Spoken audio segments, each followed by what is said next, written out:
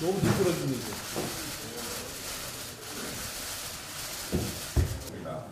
회의를 소개합니다. 내일이면 구 김대중 대통령님의 서거 9주기를 맞이합니다. 9년 전 우리는 두 분의 대통령님을 잃고 8년이 지나서야 다시 집권을 할 수 있었습니다.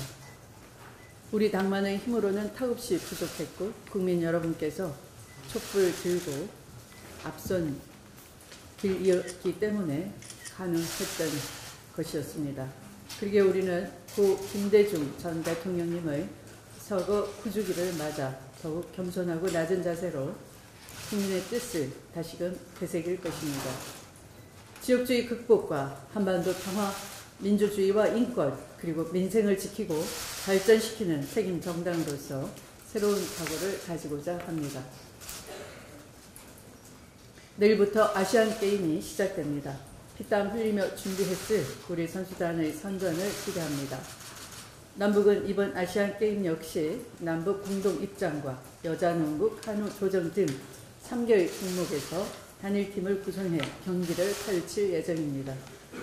평창이 한반도 평화의 물꼬를 텄다면 이번 아시안게임은 지난 6개월간 진전된 남북의 평화 의지를 국제사회에 널리 알리는 소중한 계기가 될 것입니다. 9월 정상회담을 앞둔 문재인 대통령도 8.15 광복절 경축사를 통해 아시안게임과 같은 남북 간 교류는 북미 관계를 풀면서 비핵화 종전선언 평화협정으로 나아가는 소중한 동력이 될 것이라 강조했습니다. 동시에 통일경제특구, 동아시아 철도 공동체 등 한반도 평화를 위한 중장기적인 비전을 밝혔습니다. 더불어민주당 역시 문재인 대통령과 함께 평화가 경제로, 민생으로 이어갈 수 있도록 최선을 다하겠습니다.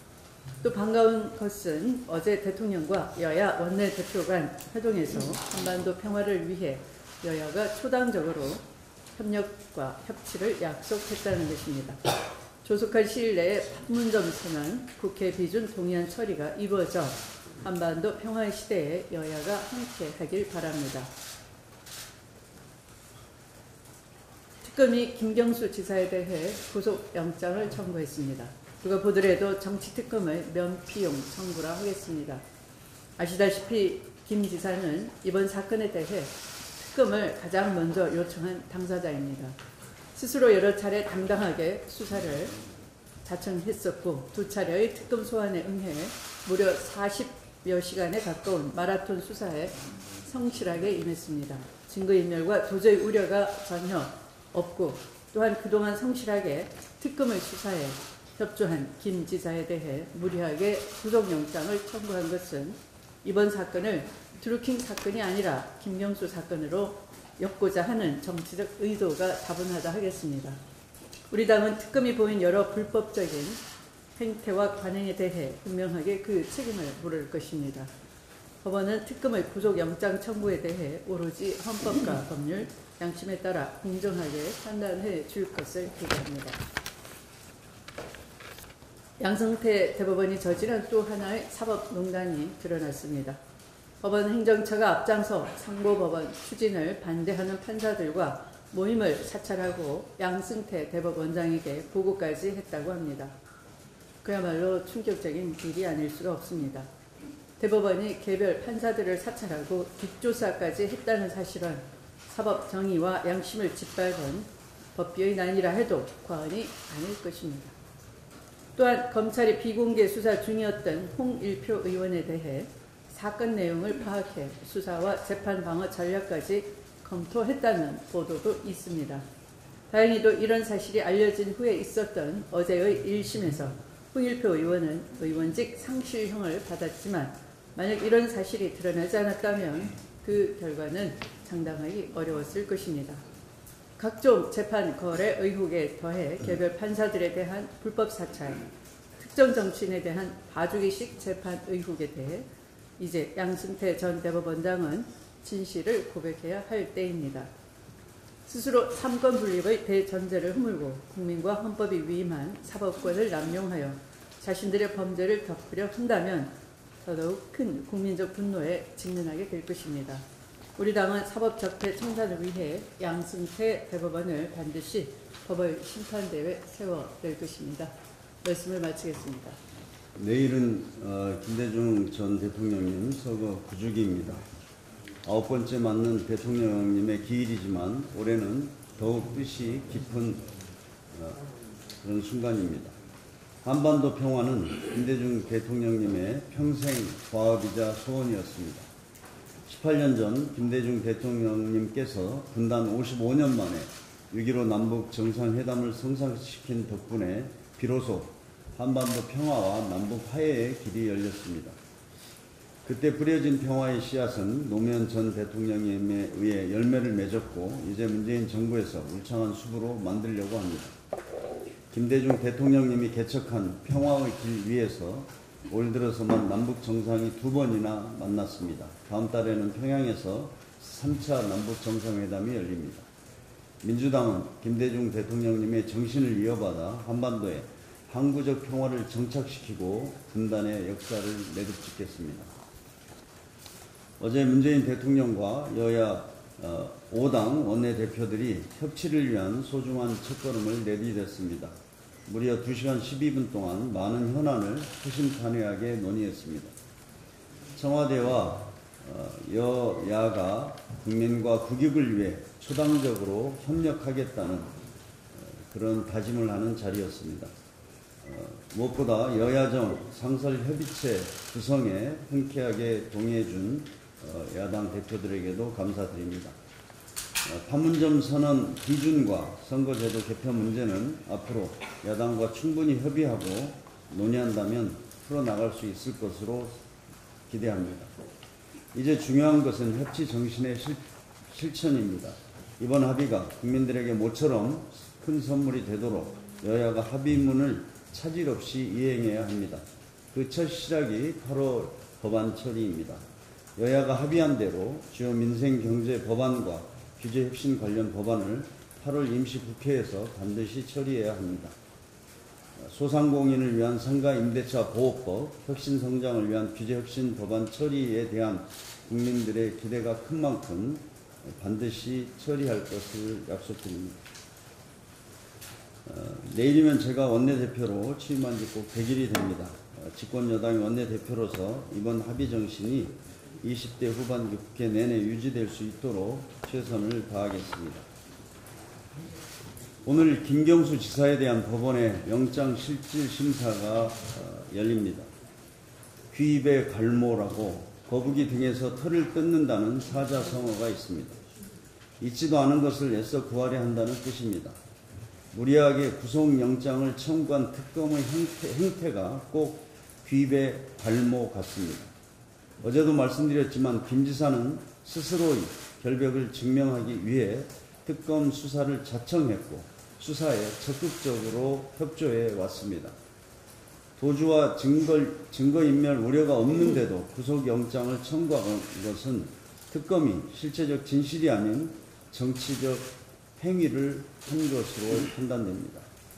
특검이 확인한 것은 드루킹 일당의 일반적 진술일 뿐 지금까지 밝혀진 혐의는 아무것도 없습니다. 드루킹 진술 자체도 오락가락에 믿을 수 없습니다. 법원이 현명한 판단을 내릴 것으로 기대합니다. 이상입니다.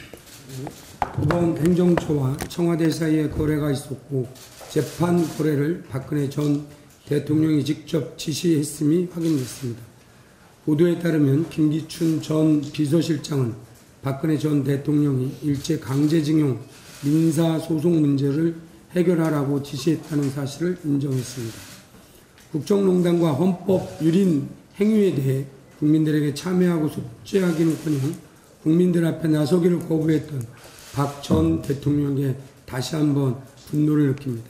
더욱이 이들의 재판 거래로 피해자들의 최종 판결이 미뤄졌다는 점은 우리 사법부의 정의를 심각하게 훼손한 범죄 행위입니다. 피해자들을 2번 울렸으며 국가의 근간을 흔든 너무나 크나큰 역사의 오점을 남겼습니다.